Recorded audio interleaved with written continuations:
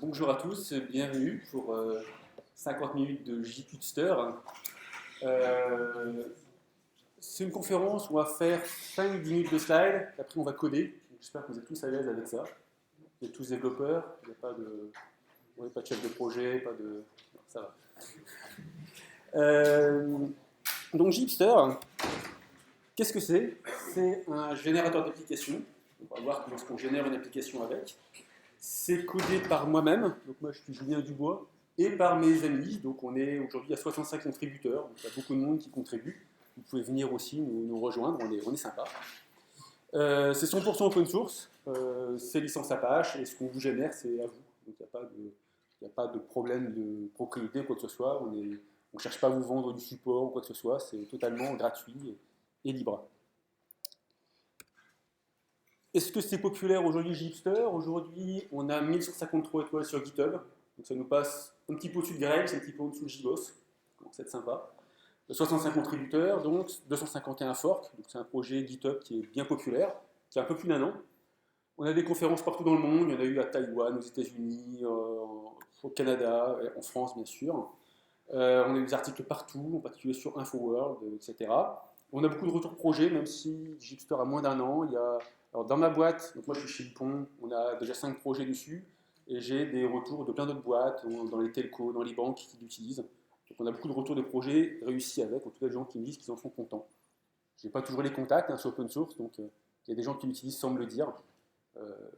Les retours sont positifs.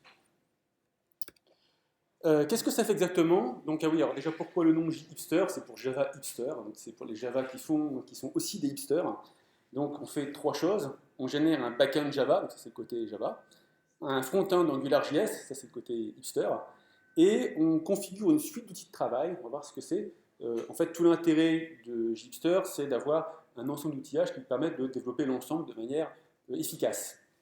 En fait, des générateurs de code Java, il en existe plein, des générateurs d'AngularJS, il y en a plein, mais des générateurs qui font l'ensemble, qui font un ensemble cohérent, il y en a beaucoup moins. Donc l'intérêt est là. Je vais détailler chaque point un à un. Donc le backend Java, en termes de techno, on est sur du Spring Boot, qui est le nouveau framework à la mode côté Spring, donc qui vous auto-configure une grande partie de votre application. La sécurité, on a du Spring Security, ça c'est le framework de sécurité le plus populaire en Java. Pour l'accès à la base de données, on a du Spring Data, donc suivant les choix, on va voir dans J-Hipster, on a des choix à la génération. Si vous utilisez une base de données SQL, on aura du Spring Data. Ah! Voilà, pas d'effet d'Arsène. J'éloigne. C'est pas le micro? Si, c'est le micro avant. Voilà, pardon pour l'effet d'Arsène. Donc on a du Spring Data, soit JPA si on a choisi une base de données SQL, soit MongoDB si on a choisi MongoDB. Dans l'avenir, on aura d'autres bases de SQL également. Et côté Java, on a du classique, on va dire côté Java, donc du cache, avec plusieurs systèmes de cache, du clustering, du monitoring, qui sont assez avancés. De côté Java. Côté AngularJS, on vous pousse à faire une single web page application. Vous n'êtes pas forcé de le faire, donc il y a des gens qui font autrement, mais l'état d'esprit c'est de faire une single web page application.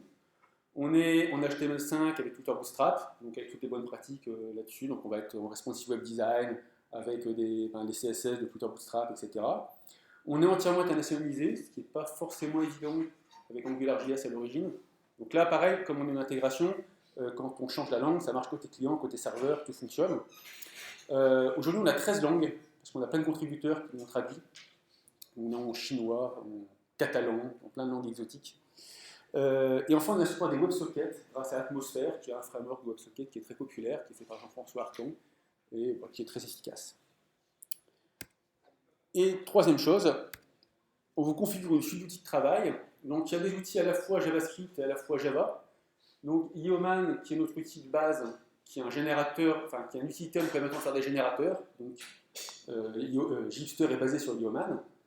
Côté Java, vous avez le choix entre les deux gros générateurs, enfin les deux gros constructeurs Java, Maven et Gradle. Côté JavaScript, il y a leur équivalent Grunt et Gulp.js. En fait, c'est des choix à la génération. Donc, le choix par défaut, c'est Maven et Grunt, mais vous pouvez utiliser Gradle et Grunt, Maven et Gulp, enfin, tout mélanger dans tous les sens. Et enfin, le dernier outillage, Bower, c'est pour l'installation de librairies JavaScript et CSS. Donc c'est un peu un équivalent de Maven pour les dépendances, mais c'est pour du JavaScript et des CSS, c'est pour le front. Donc on a tous ces outillages-là qui arrivent, et évidemment l'intérêt c'est qu'ils fonctionnent de manière cohérente. C'est-à-dire quand on installe avec Bower, que ce soit dans un répertoire qui marche pour que quand Maven build, ce soit au bon endroit. Donc il y a un vrai travail d'intégration de tous ces composants. Voilà, vous avez des questions? Non. Je vais m'asseoir, et puis on va coder. Alors, je vous propose une petite application, comme on est dans une conférence. On a 4 tables. On a une table speaker pour les speakers de la conférence, une table talk pour les conférences elles-mêmes, les sessions, une table room, c'est les endroits où se passent les conférences, une table tag pour taguer les conférences. C'est une idée comme une autre pour faire un petit use case. Là, on voit que j'aurai une application qui a un modèle relationnel. On se doute qu'il va y avoir du métier. On va voir aussi que Gipster ne peut pas tout faire, forcément, mais qui va nous donner des outils pour développer facilement ce qui nous manque. Alors là, c'est pas très hipster. J'ai un modèle UML pour montrer un petit peu ce qu'on veut faire. Donc voilà, j'ai une table talk qui est centrale, j'ai 2 one-to-many, et j'ai un many-to-many aussi, que je vais vouloir générer. Bon, c'est pas l'intérêt, c'est pas de faire ça, c'est un exemple. Donc, on va démarrer. Je vais même couper ça. Voilà. Donc, Gipster, à la base, c'est un outil en ligne de commande. Est-ce que vous voyez bien ou pas? Je vais le faire peut-être en très grand. Et je vais... Voilà, comme ça. Donc, je démarre en ligne de commande. Je vais me créer un répertoire pour codeur en scène. CD Workspace. mkdir codeur. Donc là, j'ai un truc vierge, bien sûr. Et j'appelle Gipster. Donc, je fais yo Gipster. C'est Yoman qui va lancer Gipster. Et là, je vais avoir un certain nombre de questions, 13 exactement. C'est des questions comme les premières qui sont un peu simples. Qu'est-ce que vous voulez comme nom pour votre application? Donc là, je vais partir sur les noms par défaut. Jusqu'à des questions un petit peu plus impactantes sur la suite. Voilà, est-ce que je veux du Java 7 ou du Java 8? Donc si je suis en Java 8, j'aurai les optionals, les lambda, etc. Qui est notre défaut maintenant, on est des hipsters, donc forcément on fait des lambda. Quel type de sécurité je voudrais? Donc soit on est en strict security normal avec une session, soit on est stateless avec du OAuth 2. Là, je vais garder les défauts parce que c'est une conférence, on va dire, normale, donc on va voir la conf par défaut. Et tout ça, on peut changer. Voilà, est-ce que je veux du SQL ou du NoSQL avec MongoDB? Donc vous vous doutez bien que ça ne va pas me générer du tout le même code derrière, suivant tous mes choix. J'ai le choix entre 2 bases de données, enfin, pour la production et pour le développement. Donc il y a beaucoup de gens qui aiment bien développer avec H2, qui est une base de données mémoire. Nous, on le donne entièrement configuré avec une console web accessible immédiatement, tout préconfiguré. Beaucoup de gens aiment bien H2 avec Gipster. Ici, c'est le seul choix que je ne vais pas faire par défaut. Je vais prendre MySQL pour aller faire des requêtes en base plus facilement et vous montrer ce qu'on génère et ce qu'on fait. On peut choisir un cache. Donc j'ai choisi tout à l'heure du SQL. Maintenant, on me propose un cache de second niveau. Donc soit j'ai pas de cache, soit j'ai EH-cache, qui est le cache classique avec Hibernate, soit j'ai du Hazelcast, qui est un cache distribué. Est-ce que je veux des sessions HTTP en cluster? Franchement, pour ce qu'on fait dans démo, c'est pas la peine. Est-ce que j'ai des WebSockets avec Atmosphere? Ensuite, en termes de build, je disais tout à l'heure Maven ou Gradle, côté Java. Côté JavaScript, Grunt ou GulpJS. Alors, je recommande maintenant Grunt et Maven, parce que moi, je les connais mieux. Donc, je pense qu'ils vont être plus efficaces. Après, il n'y a pas de bug spécifiquement connu sur les autres. Et enfin, est-ce que vous voulez Compass pour faire vos CSS? Vous savez, c'est un outillage pour, on va dire, développer son CSS plus rapidement. Ça peut être assez pratique. Après, ça a aussi quelques défauts. Personnellement, je ne l'utilise pas. Là, ça me génère toute mon application. Je vais sortir de la console. Donc là, l'application qui est générée, c'est une application Maven normale. Donc là, je peux ouvrir un IDE et je vais l'importer. On va déjà voir ce que ça donne. Donc j'ai IntelliJ, mais si vous avez Eclipse ou n'importe quoi, ça va marcher à partir du moment où Maven est compris. En fait, c'est Maven qui est important. Hop. Je vais l'ouvrir aussi en grand. Ça, vous voyez là, ça va. Ouais. Donc, on voit ici que j'ai un projet Maven classique, j'ai un pom.xml. Alors, déjà, le premier petit truc qui s'allume ici, qui est assez intéressant. Gipster ne fait pas que générer tout le code Java, il vous propose une configuration prédéfinie. Donc l'editor config, c'est un outil qui vous indente correctement pour votre projet vos fichiers. ça l'a appliqué, donc je suis déjà bien indenté. De même, ça m'a préconfiguré Git. Vous voyez, j'ai des Git ignore, Git attribute, etc. Donc tout arrive déjà préconfiguré, tout est prêt. Je peux déjà bosser. Mon projet Maven, maintenant, quand je le regarde, vous vous souvenez, j'avais choisi MySQL. Si je vais dedans, on va retomber sur MySQL ici. Je n'avais pas choisi, je ne sais pas, MongoDB. Il n'y a pas de MongoDB. Voilà. On se doute que je n'ai pas le même fichier suivant mes choix. Quand j'ouvre ici, j'ai une hiérarchie Maven classique. Donc j'ai source main Java avec mon code Java, source main web app avec mon application web, et j'ai source test avec mes tests. Je propose de détailler un peu chaque partie. Donc en Java, j'ai du Java config pour configurer Spring. Donc si je prends, je ne sais pas, la base, je sais pas, configuration web, on voit j'ai des add configurations de Spring qui m'auto-configurent mon Spring MVC. Si je vais dans ma base de données, j'ai une configuration automatique de ma base de données avec JPA, avec des transactions, etc., qui sont toutes prêtes. Tout est auto-configuré par Spring. Ça, c'est la partie config. Et après, j'ai un modèle classique en couche avec des objets de domaine. Donc, c'est des objets Hibernate. Donc, on voit ici, j'ai un add entity, add table, du classique Hibernate. J'ai du bin validation pour valider mes objets. J'ai évidemment un repository pour y accéder. Donc, je suis en Spring Data JPA, ce qui fait que c'est assez vide. Spring Data JPA m'auto-génère tous mes finders, etc., suivant mes besoins, tous mes CRUD. J'ai une couche service qui est transactionnelle. Et j'ai une couche web avec mes endpoints REST. Typiquement, si je vais dans, je sais pas, account, voilà, j'ai un REST controller Spring MVC, et on voit qu'ici, j'ai voilà, j'ai un add request mapping, et on voit que tel URL avec le verbe post est mappé. On va voir après, j'ai des aspects spécifiques de monitoring, de sécurité, etc. On va voir juste après. Un petit mot, on parlait Java 8, vous voyez, il y avait une conf tout à l'heure sur les optionales. Vous voyez, je suis en Java 8, j'ai des optionales, etc., avec une map, etc. Donc j'ai du bon Java 8, c'est ce que j'avais choisi tout à l'heure. Ça, c'est la partie Java. La partie JavaScript, elle est ici dans Web App. Si j'ouvre script ici, on voit que j'ai une application AngularJS relativement classique, avec donc ici un routeur, des contrôleurs, des services. On est en train de travailler dessus aujourd'hui. Ça, c'est la V1 Gipster. Sur la V2, c'est quelque chose qu'on va exploser pour être beaucoup plus modulaire. Là, vous voyez, on a tous les routeurs au même endroit. On trouve que c'est un petit peu embêtant quand le projet grossit. On commence à avoir des retours de projets assez gros, où cela a posé problème. J'ai oublié de vous montrer les vues.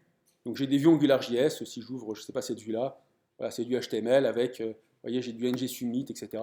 J'ai du AngularJS dans ma vue qui est généré. Donc ça, c'est le code généré de base. Je vais déjà vous montrer un petit peu l'outillage. Donc je pars en ligne de commande parce que ça, au moins, tout le monde l'a, quoi qu'il arrive.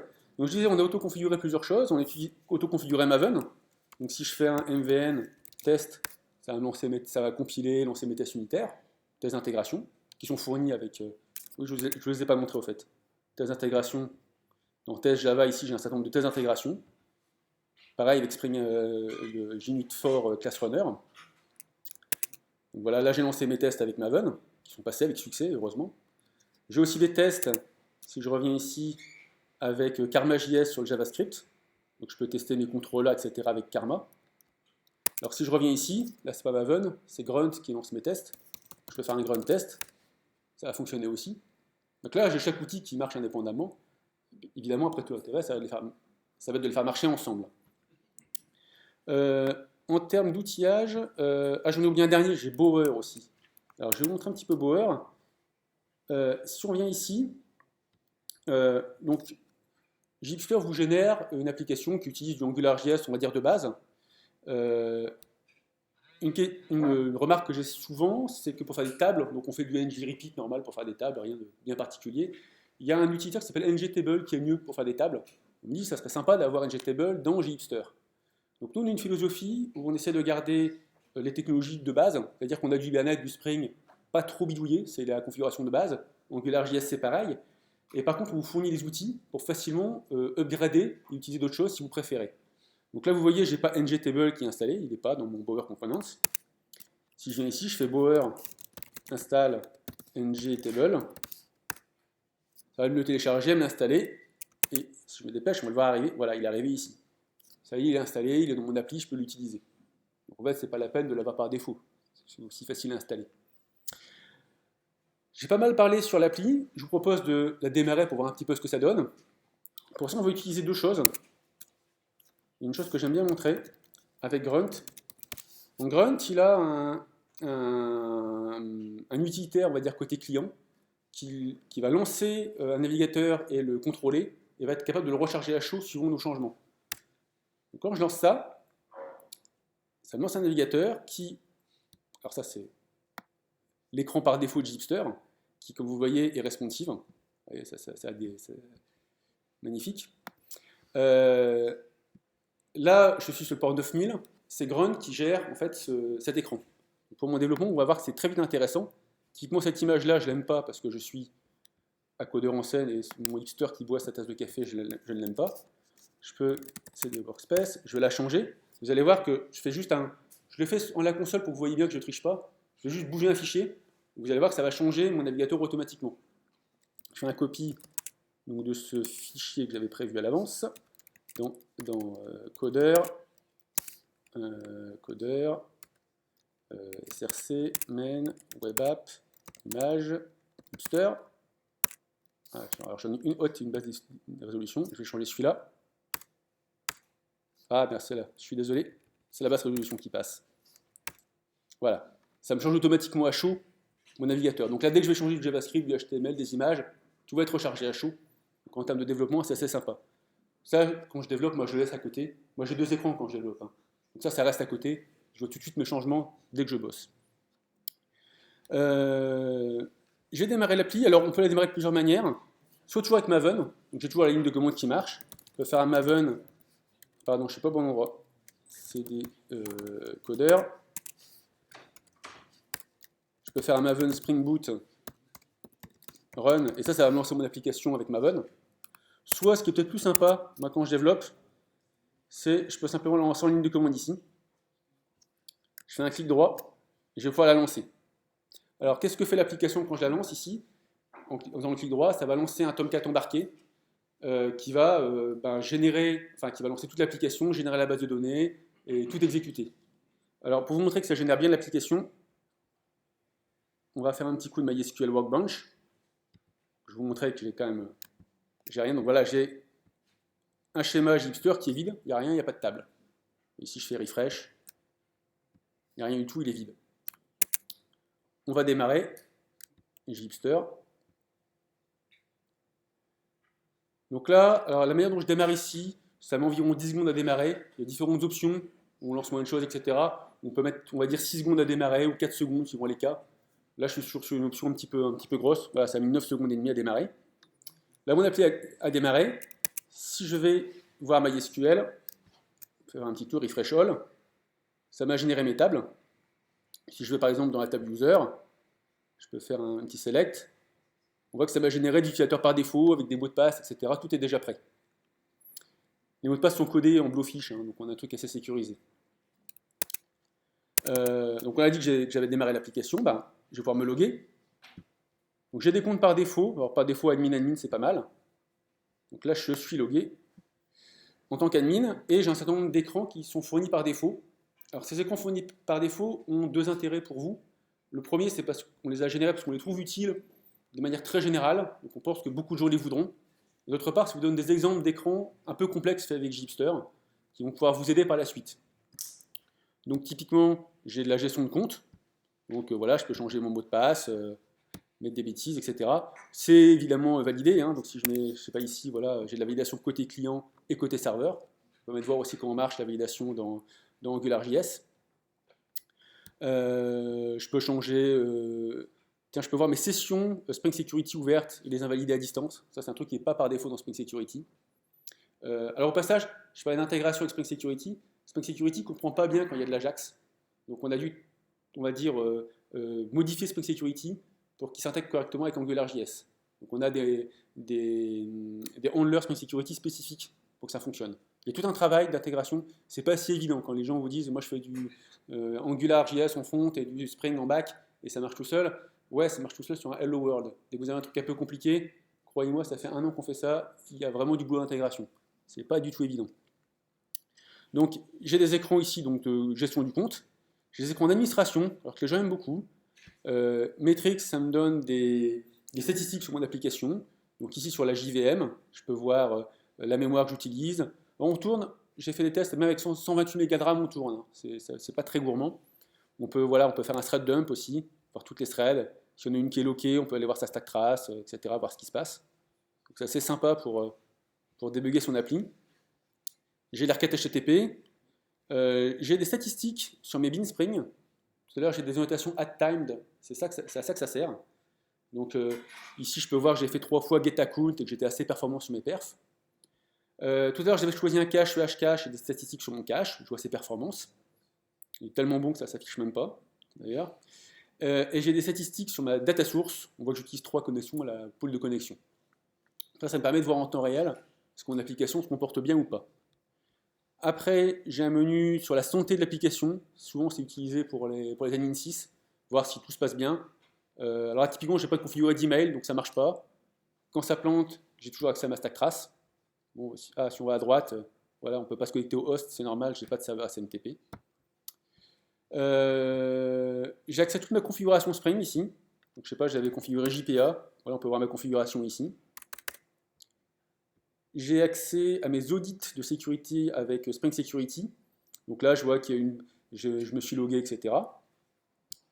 J'ai accès à mes logs. Donc ça utilise Logback. Logback, on peut le reconfigurer à chaud. Ça met un petit peu de temps parce qu'il y a beaucoup de logs. Voilà. Ah, puis là, comme j'ai une petite résolution, on voit pas très bien. Si je mets, je sais pas, Spring, voilà qu'on ait moins de choses. Donc là, typiquement, ce truc-là, je peux dire, au lieu qu'il soit en warn, il va être en debug. Et je peux reconfigurer tous mes logs à chaud comme ça pour voir mieux ce qui se passe dans mon application. Moi, j'aime bien voir la sécurité avec ça, typiquement. Et enfin, un dernier écran qui est assez populaire, c'est utilise Swagger pour générer une documentation de l'API. Donc si je vais par exemple sur sur l'account, je peux voir toutes les méthodes REST disponibles, voir leur documentation et même les tester. Ça, c'est très utile quand vous faites du AngularJS, d'avoir une documentation complète et de pouvoir tester. Alors, je vous préviens dès le début, là c'est l'application par défaut, après on va générer des écrans. Évidemment, tout ce qu'on génère sera automatiquement monitoré, documenté, tout ce qu'on a vu là va automatiquement grandir avec ce qu'on rajoute dans l'application. Et enfin, dernier menu, on est multilangue, donc je dis on a 13 langues aujourd'hui, donc on peut marcher, je sais pas, en coréen si on veut, pour ce qu'a traduit notre ami coréen. Je vais revenir en anglais ou en français, qu'on comprenne un peu ce qui se passe. Donc c'est sympa aussi d'avoir comme ça beaucoup de langues par défaut. Et de montrer qu'on est entièrement internationalisé. Donc là, j'ai fait une appli par défaut qui ne fait pas ce qu'on veut. Je n'ai pas encore montré notre menu ici Entity, on n'a pas d'entité pour l'instant. Vous vous souvenez, on avait 4 tables à créer, etc. Il va falloir les créer. Et pour ça, on vous donne un outillage pour le faire. Je vais revenir ici. Et je vais générer. Donc j'avais 4 tables. Il y avait une table. Avec Gipster, on a des sous-générateurs qui sont fournis. Tout à l'heure, je faisais Yo Gipster. Maintenant, je peux faire Yo Gipster Entity. J'ai d'autres sous-générateurs qui sont disponibles. Celui-là, c'est le principal. Et je voudrais créer donc, des speakers. Donc là, j'ai de nouveaux menus qui m'apparaissent. Donc mon speaker, il avait un nom. Ah, pardon, je suis allé un peu vite. Je vais avoir une entreprise. Voilà. Et donc j'ai un type pour mon champ. Donc string, integer. J'ai du big décimal pour des monnaies. Local date et date time, c'est Yoda time pour du temps, etc. Donc ça, on se doute bien, on reconnaît des types Java. C'est ce qui va générer côté base de données en SQL. C'est ce qu'on va générer en JPA. C'est ce qu'on va présenter via nos endpoint REST. Et c'est ce qu'on va ensuite montrer en AngularJS. Donc toute la chaîne va suivre en fonction de ce qu'on choisit. Donc on va dire qu'il y a 2 champs. Vous voyez, on reconnaît ici, je suis en train de préparer une table. Vous voyez, j'ai speaker, name, compagnie. Vous voyez que déjà ma table qui se prépare. Et il avait une relation vers les TOC qui était en one-to-many. Donc on voit, je peux faire du one-to-many, many-to-one, many-to-many, one-to-one. Pour être franc, je ne l'utilise jamais. Mais bon, si vous le voulez, il est là. Voilà. Donc là, quand je dis go, il m'a généré, on le voit ici, donc une entité JPA avec mon speaker, un repository Spring Data, un endpoint REST, un changelog, donc on utilise Liquibase pour faire nos modifications base de données, il l'a généré avec les bons index, etc. Et il m'a généré ensuite, vous voyez, du HTML, du JavaScript, il m'a généré toute la partie AngularJS, et il a fini par me générer en plus un test d'intégration qui voulait que tout fonctionne bien. Je vais tous les faire, on testera à la fin. Attendez, un petit truc. Vous voyez, vous avez vu ici, ça rafraîchit à chaud. Donc il est déjà là, le speaker, en fait. Par contre, si je clique, ça ne va pas marcher parce que mon bac, il n'est pas encore fini. La base de données n'est pas à jour, ni rien. Donc si je clique, on n'aura rien. Et vous voyez déjà l'interface graphique qui se prépare automatiquement. Donc on avait dit, il avait un speaker, il y avait des rooms où on faisait les conférences. Une room, elle avait un nom, hein. Voilà. Qui avait un lien vers talk en one-to-many. Voilà. On avait des tags. Vous voyez l'écran derrière qui se rafraîchit. Donc, quand on est en multi-écran, c'est super, quoi. Donc un tag, il avait juste un champ tag, on va dire. Et il était connecté au talk en many-to-many pour le coup. Donc là, on avait un truc un peu compliqué. Voilà. Et le talk, c'est plus compliqué. Donc le talk, il avait un titre. Ça aurait... Ah non, pardon, je voulais vous montrer aussi autre chose. Les dates, on n'a pas fait de champ date. Les champs date, c'est marrant. Date time. Et donc il était lié à l'entité speaker. Donc speaker, c'était un one-to-many. Là, on est de l'autre côté, c'est du many-to-one. On fait un lien. Ça, c'est purement graphique. On va afficher le nom du speaker. Je vous passe celui-là, il n'est pas très intéressant. On était lié à une room, pareil, many-to-one, qui avait un nom. Et on était lié au tag en many-to-many. Et c'était cette entité-là qui gère la relation. Si vous connaissez Hibernate, il y a l'un des deux côtés qui gère la relation. Et qui utilise le tag. Je m'arrête là. Ça m'a tout généré. On espère. Je vais redémarrer ici. Si je redémarre juste mon serveur, qu'est-ce qui se passe? Il va redémarrer Liquibase. Et comme ça m'a généré des changelogs, on va aller les voir ici. Mes ressources. Pardon. Mes ressources, config, Liquibase, changelog. Ça m'a généré les bons changelog. Donc typiquement, si je vais ici, ça va me rajouter les bonnes tables avec les contraintes, etc. Là, j'ai du many-to-many, donc j'ai une table au milieu, etc. Puis ça va démarrer l'appli. Vous voyez, ça a mis 10 secondes là. Si je fais un petit tour ici, j'ai des nouvelles tables qui sont apparues. Refresh all. Voilà, j'ai speaker, tag, etc. qui sont apparus. Et si je vais dans mon application, maintenant quand je clique sur speaker, ça fonctionne. Je n'ai pas redémarré mon navigateur, vous avez vu, tout est géré à chaud. Donc je vais faire des speakers, donc il y a moi, qui bosse chez Ypon. Comme il a fait ma pub, il y a mon copain Alexis, qui bosse aussi chez Ypon. On se fait des confs croisés, hein. On s'amuse. Alors il y avait des amphis. Bon, je sais pas, je vais faire qu'un amphi, hein. Je pense que vous avez compris le système. Ah, oui, en fait, je n'ai pas montré. C'est du crude, hein. Donc là, je me suis trompé, je peux faire edit. Vous vous doutez que ça marche, hein, il y avait des tags. Donc j'ai du, je sais pas quoi, Java. Et puis du, je sais pas quoi, mobile. Et puis ce qui m'intéresse comme écran, c'est TOC. Donc il y a mon TOC, Gipster, c'est cool, qui a lieu maintenant à 17h. Donc là, je suis avec du AngularJS qui me génère mon front. Vous voyez, j'ai tout qui fonctionne, ma room, etc. Je fais du Java. Je sauvegarde. Je vais faire un deuxième talk. Je ne fais pas par hasard, hein. Donc c'était sur Spark, le talk d'Alexis. Et lui, il était à 16h. Voilà. Alexis. Il n'y a pas de tag parce que j'ai oublié de faire un tag Big Data. C'est pas très important. Donc là, vous voyez, j'ai tout mon CRUD qui fonctionne. Déjà, c'est sympa. J'ai mis, je ne sais pas quelle heure il est, j'ai mis 20 minutes. J'ai déjà fait toute mon appli, on est content. C'est déjà pas mal. Maintenant, j'ai une appli qui est basique. J'ai juste du CRUD, vous allez me dire, ça ne suffit pas. Moi, j'ai des besoins métiers. Déjà, le besoin métier, vous avez vu, je me suis logué en tant qu'admin. Ce que je voudrais, c'est que un user normal, quand il se log, hop, user, c'est pas terrible parce que le user normal, il peut aussi effacer des tokens. Le user normal, il ne devrait pas avoir le droit. J'ai aussi un autre problème, c'est que la date ici, elle ne s'affiche pas bien, et puis c'est pas trié dans le bon ordre. Là, j'ai plein de métiers que je vais vouloir modifier. On va voir ensemble comment est-ce qu'on développe cette appli avec les outils qui sont fournis. Première chose que je vais faire, c'est, on va dire, c'est l'ordre. Vous voyez, je voudrais que ce soit trié par ordre temporel. J'ai le TOC à 17h qui va avoir le TOC à 16h, ça c'est pas terrible. Donc là, il va falloir faire de la base de données. Bon, ça tombe un truc horrible. Donc c'est pour faire une petite démo en fait de Spring Data JPA. Donc ça fonctionne. Si je vais dans Toc ici, j'ai un endpoint REST, c'est lui ici, qui me trouve tous les tocs. Aujourd'hui, bah, il n'est pas ordonné, il les trouve comme ça par défaut. Et moi, ce que je veux, c'est qu'il me les trouve tous ordonnés, by order by, ordonnés par date ascendante. J'écris juste ça. Il faut qu'il me génère les méthodes en face. Pour ceux qui connaissent Spring Data, ça fait Spring Data va tout me générer automatiquement. Donc en fait, je redémarre ici et ça va marcher automatiquement. L'une des questions que j'ai souvent dans Gipster, c'est pourquoi on n'a pas de Finder qu'on génère. En fait, c'est plus la peine de générer des Finders aujourd'hui. Avec des outils comme Spring Data, tout fonctionne. Si j'avais été en MongoDB, Spring Data MongoDB fonctionne de la même manière. Donc j'ai la même méthode qui marcherait aussi avec MongoDB qu'en JPA. Si je viens ici, hop, je suis trayé par ordre de date. Ça a marché. Bon, Java, c'était facile. L'autre petit souci, donc ici c'est mal affiché, on affiche des trucs en trop, il y a des droits qu'on n'a pas, on va régler un peu tout ça. Déjà, vous vous souvenez, je suis un user normal, donc j'ai le droit de créer des tocs, c'est pas terrible.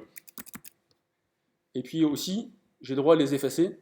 Franchement, un user normal, il ne devrait pas. Faire un petit coup de Spring. Donc je suis toujours dans les tocs ici.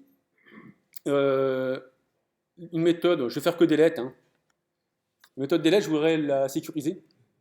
Spring Security est là. Je peux faire @rollsload. Donc qui est une notation standard Java. Authorities constante admin. Est-ce qu'il n'est pas content là-haut? Je ne sais pas ce qui s'est passé, il va être content. Je redémarre. Spring Security va me sécuriser cette méthode. Maintenant, quand je vais cliquer, on est censé avoir un beau message d'erreur. Je reclique ici. Ah, page d'erreur. Pareil, les pages d'erreur sont fournies par et sont correctement configurées par Gipster. Donc je vais revenir. Déjà, on m'a un peu limité mon truc. La sécurité fonctionne. Je vais maintenant modifier mon front parce que c'est un peu moche. Vous voyez ici, il y a des boutons que j'ai pas le droit de cliquer finalement. Ma date n'est pas bien affichée. Bon, là, c'est du AngularJS normal. Donc ça va être assez facile à faire. Toc.html. Attendez. Pardon, je triche. J'ai copié-collé index.html. Je vais copier-coller mon truc de sécurité parce que ça m'embête. Show. Voilà. Voilà. Je vais faire un ng show pour n'afficher que si on est sécurisé. Vous voyez mon rôle admin, il était en Spring Security. Il apparaît aussi côté JavaScript. Donc ici, il suffit que je dise, toi, on t'affiche que si tu es admin. L'ID c'est moche. Hop. Les boutons ici, on les affiche que si on est admin. Hop. Si je viens ici, hop. Toujours, ça se met toujours automatiquement à chaud, hein, je ne fais pas de refresh. Donc, si j'avais deux écrans, c'est super sympa. Puis je voulais aussi changer la date.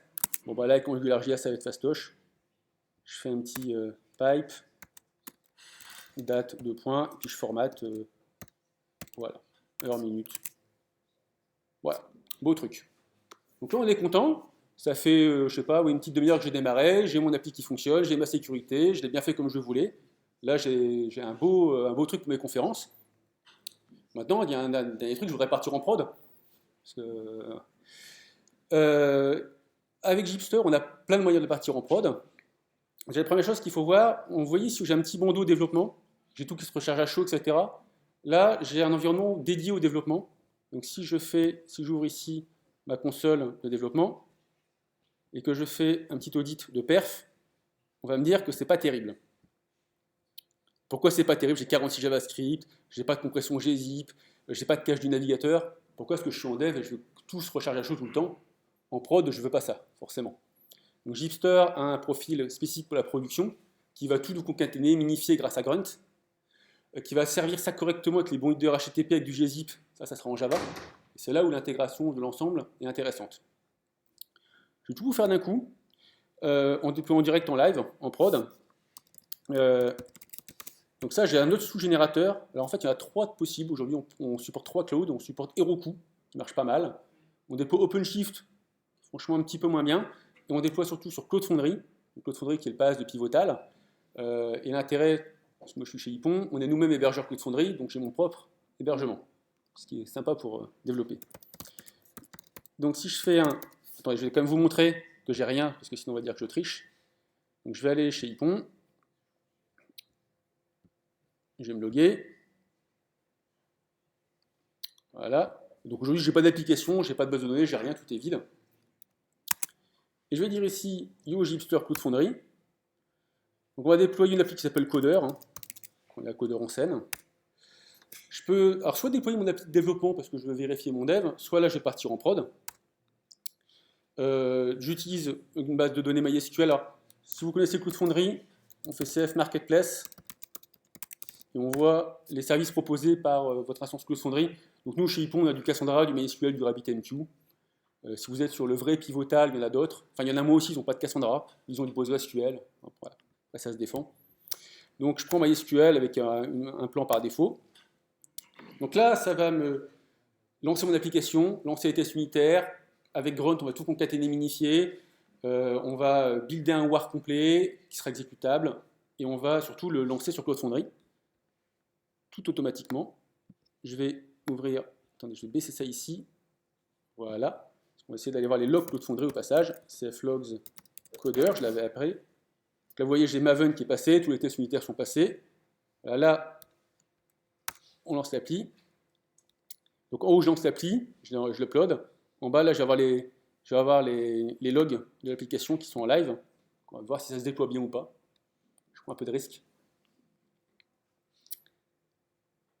Voilà. Et voilà, ça commence à démarrer. On va aller voir ici. Déjà, quand je fais refresh, voilà, on voit déjà, j'ai une base de données qui a été créée. J'ai une appli qui a été créée. Et évidemment, la base de données est bindée sur l'appli, sinon c'est pas drôle. Et j'ai même une URL qui est déjà prête. Ça me fait penser. Alors, donc, oh, il y a une petite. On va voir, je pense que ça va passer. Il y a. J'ai oublié de faire un truc. Donc, vous pourrez cliquer sur l'application directement, là c'est en live direct. Par contre, je vous demanderai de faire un truc, c'est pas de changer de mot de passe par défaut, sinon plus personne ne pourra se loguer. On m'a fait ça l'autre jour. Donc, j'ai oublié de squeezer le changement de mot de passe. On va voir si l'appli, voilà, là elle démarre. Elle va démarrer en 20 secondes, c'est des machines qui sont un peu puissantes. C'est pas. Donc Liquibase se configure, donc là la base est en train d'être chargée aussi, la base était vide. J'ai du cache, le cache par défaut, et voilà, c'est lancé. Maintenant si je vais ici, magie, je suis en prod, je me dépêche de me loguer avant que quelqu'un me change le mot de passe. Admin. Ouf. Donc là j'ai mon appli en prod, vous voyez j'ai plus le bandeau. On va faire un petit audit de perf pour voir si c'est mieux que tout à l'heure. Audit de outil de développement, reload. Voilà, là vous voyez, j'ai plus rien. J'ai juste du cache navigateur qui n'est pas nickel parce que c'est des choses que je dois recharger volontairement. Mais j'ai du gzip, j'ai tout ce qu'il faut, quoi. Les CSS sont compactés, etc. On peut d'ailleurs, oui, d'ailleurs je vais aller vous montrer direct ce que ça génère. Quand on va ici dans dist, on a l'application générée. Si je voulais index.html, déjà il n'a plus la même tête, il s'est fait squeezer. Il appelle, maintenant vous voyez le script ici, il a une drôle de tête. En fait, c'est fait exprès pour qu'il ne soit pas caché par les navigateurs quand on change de version. Et si j'ouvre ce script-là, vous voyez, j'ai plus qu'un script et j'ai plus qu'un style CSS. Et dedans, pareil, j'ai tout qui est concaténé, minifié, etc. Avec les bons headers HTTP, le gzip et tout ce qu'il faut. Donc en perf, je suis normalement assez imbattable. Mon application est en prod. Pardon ? Ouais. Mon application est en prod. J'ai tous mes écrans tout à l'heure qui marchaient, métriques qui fonctionnent, etc. Et là, vous pouvez y aller vous-même, vous allez sur coder.cf.ipon.io et vous pouvez jouer vous-même avec. Voilà. Si vous voulez créer d'ailleurs des utilisateurs, vous ne pourrez pas. Je n'ai pas configuré le mail, parce qu'on peut aussi s'enregistrer. Je n'ai pas montré ici, quand on est délogué, logout, on peut aussi créer des comptes. Il y a des écrans assez intéressants là en termes de validation de mots de passe, etc. Il me reste 10 minutes. Je peux encore faire un peu de code ou prendre des questions. Qu'est-ce que vous préférez ? Des questions ? Vu qu'on est en prod maintenant, je prends des questions. Oula. Ouh, sans tout casser. Ça me fait penser, vu qu'on est dans une école, je pourrais te passer un petit message perso. On prend les stagiaires chez Ypon, en particulier pour bosser sur Gipster, donc si ça vous intéresse, vous pouvez m'envoyer un mail à jboîte.ypon.fr ou me contacter de différentes manières, je serai ravi. Oui. Bonjour, en fait, j'ai 3 questions. Oula. Mais déjà, pour le framework, il est vraiment sympa. Et j'ai une question à propos de la config Spring. J'ai vu que c'est automatiquement avec des annotations. Oui, alors on est en full annotation, c'est une volonté. Hein. Donc Spring, on peut tout faire en XML si on veut. Tout en annotation, c'est la même chose derrière. Après, nous, comme on est des hipsters, on a fait exprès que du Java config. Ça ne change pas grand-chose au final. Enfin, par rapport à du Spring Boot, donc ce qu'on fait là, il y a l'intérêt, c'est que comme on est en Java, on peut plus facilement, on va dire, faire des ifs and else, caricature, mais plus facile en Java qu'en XML. Donc on a une configuration qui va être plus souple, qui s'adapte plus facilement suivant les cas.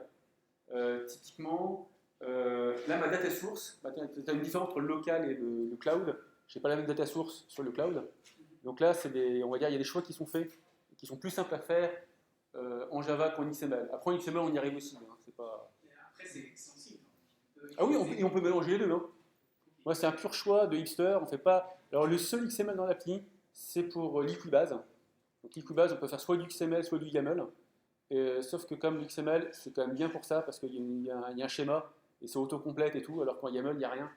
Donc, c'est bien d'être hipster, mais il y a un moment, il faut pouvoir bosser. L'autre avantage, c'est que la configuration est impliquée aussi. Du coup, au refactor et tout ça, tu as le nom de méthode. Ah oui, pardon. Alors, je le redis à cause du micro. Oui, un autre avantage pour Java, c'est que c'est compilé, donc le refactoring marche. Alors, moi, je suis sur IDEA, donc IDEA, il pige l'XML. Donc, moi, ça ne me dérange pas, mais c'est vrai que c'est quand même plus sympa d'avoir un truc qui s'autoconfigure tout le temps, quoi.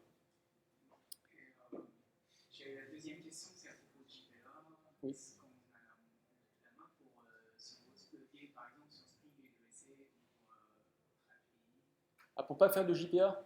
Non, juste pour une préférence, juste la possibilité d'avoir ça. Autre chose, enfin, même du JDBC. Non, Pas de JDBC. Spring JDBC. Spring JDBC. Oui, alors, bon, déjà, il faut se rien dessus. Il y a, la data source est disponible, on a le droit de faire du Spring JDBC comme on veut. Moi, c'est plus, là, on pousse plutôt Spring Data.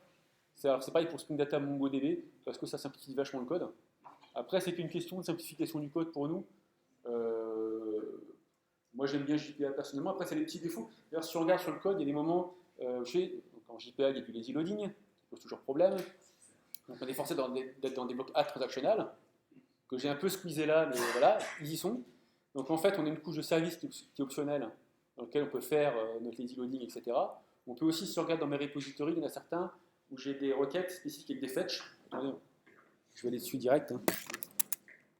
Dans mes repositories, vous allez voir qu'il y a des moments où j'étais moi-même embêté. Hein. Alors, pas celui-là, pas de chance. User, j'ai dû être embêté. Non plus. Ah, je connais plus mon propre code. Hein. Ça devient grave. Hein. Bah, lui. Ah, j'en ai pas. Je pensais que j'avais des fetch. Attendez, je vais faire un petit find. Une pass, fetch. C'est terrible la vieillesse. Ah voilà, j'en ai pas beaucoup. Voilà, oui. Ah bah oui, c'est pour les tocs. Là, je suis en many to many. Donc forcément, comme tout est en lazy loading, quand je vais récupérer un toc je vais récupérer les tags du toc. Si je suis au lazy loading, je vais avoir une erreur de lazy loading quand j'arrive dans mon endpoint rest. Donc pour le forcer, je fais un left join fetch pour forcer le fetch de l'objet. Donc c'est un peu embêtant parfois. Il y a différentes manières de le faire. Hein. Ça n'arrive pas beaucoup. C'est généralement voilà, pour du many-to-many, des choses. Mon souci, c'est que quand on revient en rest, déjà le Java, ça ne m'a pas bien sur une base de données. Le reste ne m'a pas toujours bien sur du Java. Donc au final, ça force à faire quelques astuces. Là, c'est ce qui est généré déjà pour vous. Donc on a quand même pas mal d'exemples. Pareil, si je viens ici, normalement, je dois avoir sur many-to-many. Ah, c'est pas de ce côté-là. Attendez, je vais sur le tag. Ouais, voilà, le tag, il a un add JSON ignore. Parce que sinon, on a un truc circulaire et ça me génère un arbre qui ne s'arrête jamais. Donc, il y a généralement, on est sur la configuration par défaut de tous les outils. Après, il y a des moments où il y a une petite limite. Donc là, on le génère pour vous. Après, rien n'empêche de changer. Hein. Là, je peux virer le JSON ignore et puis me prendre des erreurs. Hein. Et la dernière question, c'est juste si on a un moyen d'avoir une doc sur l'API en général. Ah oui, oui, pardon, c'est vrai que j'aurais dû montrer ça. Ben, je vais rester en prod, en espérant que personne m'ait changé mon mot de passe. Non, ça va, vous êtes gentil avec moi. Donc là, sur Metrix, on voit déjà que mes requêtes HTTP ont été monitorées. Vous vous souvenez, j'ai créé des speakers, des tags. Voilà, speaker, j'y suis allé 7 fois, etc. J'ai mes perfs, etc. Il sont aussi en cache, speaker. Si on voit ici, il est en... Ah non, il n'est pas en cache, tiens. C'est pas ce que j'ai fait. J'ai pas eu de hit dessus. Bon. Si je vais dans... Ah, parce que je n'y suis pas allé. C'est sur mon local que j'y suis allé. Je ne suis pas allé ici, c'est normal. Et si je vais dans, dans API, donc là Swagger m'a généré une API sur l'ensemble, donc sur Speaker typiquement, j'ai mon API, bah tenez, je vais faire un get dessus, je vais le forcer, voilà, donc il me donne la réponse, il n'y a pas de, il y a personne dedans, et maintenant si je retourne sur mes metrics, j'ai dû faire des appels, speaker get all, speaker, voilà, j'ai fait des appels dessus. Donc on voit que ça me génère la doc, le monitoring, tout est automatique. Après, c'est des choses que je peux changer, c'est-à-dire que ça fonctionne parce que si je vais dans toc ressources, disons que j'ai mis des time qui monitorent, etc. Tout est configurable. Je vous fais une petite config par défaut qui me paraît sympa. Après, vous ne voulez pas ça parce que ça prend de la perf, vous trouvez ça pas beau, vous l'enlevez, puis il n'y a plus. Hein. On a tout un travail là-dessus aujourd'hui, en particulier par rapport à Cloud Foundry, où nous, en fait, les logs vont repartir dans Cloud Foundry, on pourra les traiter, je fais le lien avec la conf d'Alexis, on pourra les traiter derrière avec Spark et vous pourrez avoir des analyses métiers en temps réel de tout ce qu'il y a dans Gipster. Donc ça, c'est un truc assez sympa qu'on prépare. Voilà. Si vous avez d'autres questions. Oui. Monsieur crie, puis je répéterai au micro.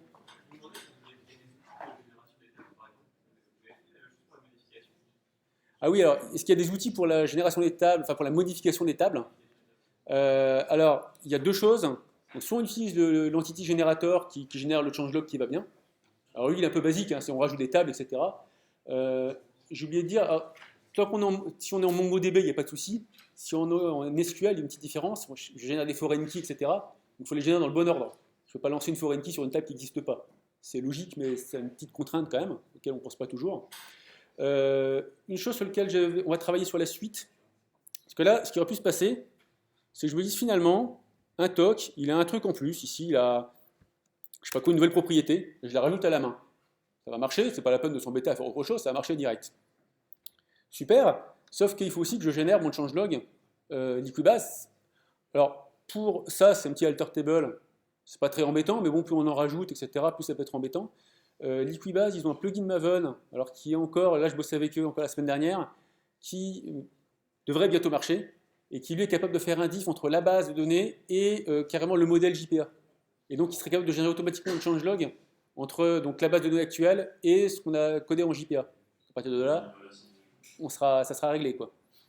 Donc on espère beaucoup d'eux, sachant que, vous savez, il y a aussi Hibernate qui fait ça, il peut automatiquement générer le DDL, mais a priori, je l'ai pas mal d'endroits que c'était pas toujours recommandé, et je pense qu'il est moins bon que ce qu'on fait là. Là, on est multibase, on fait les index, on fait plein de trucs qu'à mon avis, il fait pas à ce niveau-là.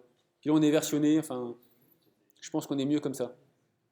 Mais effectivement, c'est un des gros soucis. Ouais, ça peut être contraignant à faire si on veut faire toi-même. Ouais, bah pour moi, au jour le jour, pour moi, le vrai truc contraignant, tout le reste marche bien, c'est la base. Il n'y a pas le choix si on veut un truc propre. Et si on bosse à plusieurs, l'idée aussi, c'est de travailler à plusieurs. Enfin, si on travaille à plusieurs, c'est que voilà, chacun fait ses modifs. Et dès que quelqu'un update avec Git le projet, il chope les modifs des autres. Dès qu'il lance, sa base est à jour. Et tout est magique, on ne se rend plus compte qu'on bosse avec d'autres gens qui modifient la base. Donc je trouve que le gain est extraordinaire par rapport au coût. Mais c'est vrai qu'il reste un petit coup ici embêtant à faire, quoi. J'ai peut-être une autre petite question. Est-ce que vous avez pensé à intégrer la critère API JPA plutôt que de faire des queries comme ça, un peu hard-codées pour rendre l'appli un peu plus type-safe encore? Ah oui, alors non, on n'a pas de. Enfin, on a JPA, donc si tu veux faire des requêtes avec l'API Criteria, on peut en faire sans problème. Mais on n'en génère pas par défaut. Par contre, évidemment, elle est disponible. On peut faire. Oui. Merci beaucoup. Merci. Vous avez d'autres questions ou... Ah oui. Juste. Est-ce que vous avez eu des retours de. Parce que là, ça marche bien sur les beaux projets, mais des Oui. retours de projets qui auraient migré. Alors, il y a pas mal de gens qui me demandent pour migrer. C'était pas fait pour à l'origine, donc voilà. Il y a aussi beaucoup de gens qui aiment bien, entre autres, on en parlait tout à l'heure à la pause, les écrans métriques, tout ça, les gens ils trouvent très sympa, ils les voudraient sur leur appli. Que ça, c'est pas spécifique finalement à Gipster. Donc l'appli Metrix. En fait, les Metrix qui sont fournis, pour la plupart, sont fournis par Spring Boot. Donc si vous avez Spring Boot, vous avez tout le JSON. Par contre, vous n'avez pas le AngularJS par-dessus, donc c'est un peu dommage. Et donc tout, c'était pas prévu pour être utilisé sur des projets existants. Après, je pense que le merge n'est pas forcément compliqué. On génère un projet vierge et on essaie de migrer. Après, c'est pas l'idée. Enfin, voilà, la vraie idée d'origine, c'est pour Ypon. Quand on a des petits projets, on dit au client, voilà, on a un mois pour le faire. On fait une démo client, bah là, ce qu'on a fait là, quoi. En 1 heure, on a déjà un petit proto qui marche, qui est déjà en prod. Donc ça claque. Et puis le client, il peut bien se dire qu'en un mois, vu ce qu'on a fait en 1 heure, ça devrait aller. Alors, on n'a pas prévu à l'origine pour des gros projets ou des migrations. Les migrations, on va voir.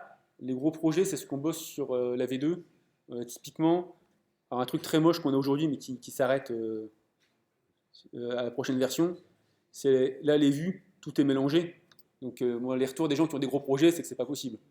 Donc après, en fait, comme l'internationalisation, tout est mélangé. Donc si j'ouvre, je sais pas, mon chinois, j'ai tout qui est mélangé là-dedans. Donc tout ça, on va tout casser et faire des vrais modules. En fait, le seul vrai module qu'on a aujourd'hui, c'est quand je vais dans Script, si je vais ici, vous voyez, j'ai un contrôleur, un routeur, un service.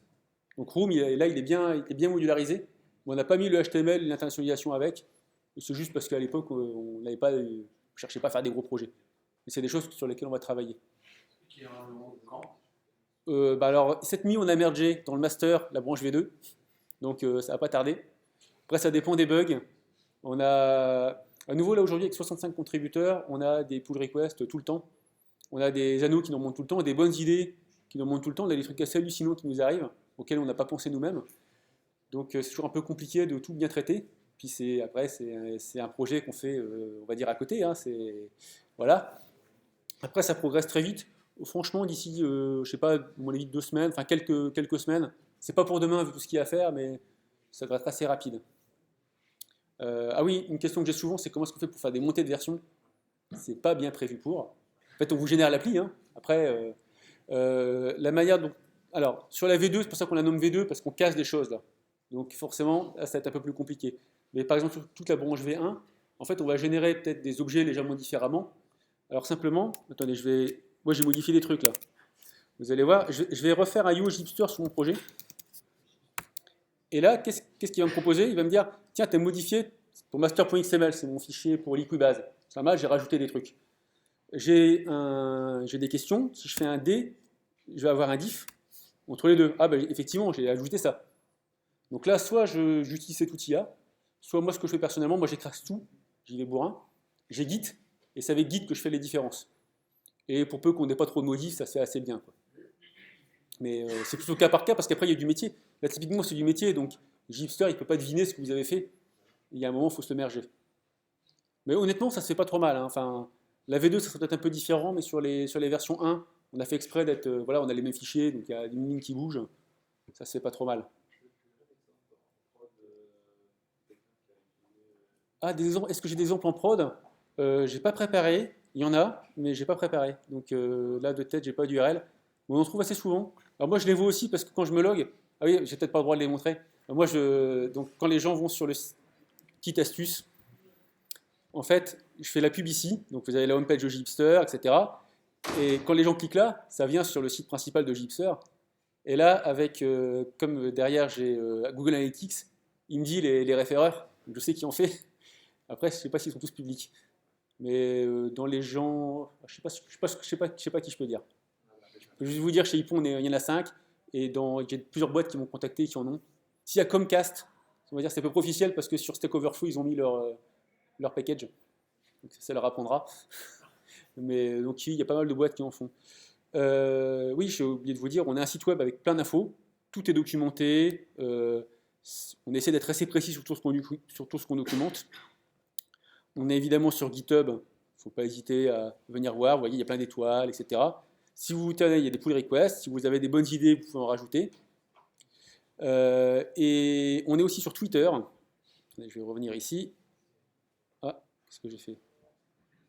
On est aussi sur Twitter. Donc si vous voulez avoir des infos, vous pouvez nous suivre, nous envoyer des messages, on répond. On essaie généralement. Voilà, donc c'est assez ouvert. Je crois que c'est la fin. Je vous remercie beaucoup. Et puis à une prochaine fois.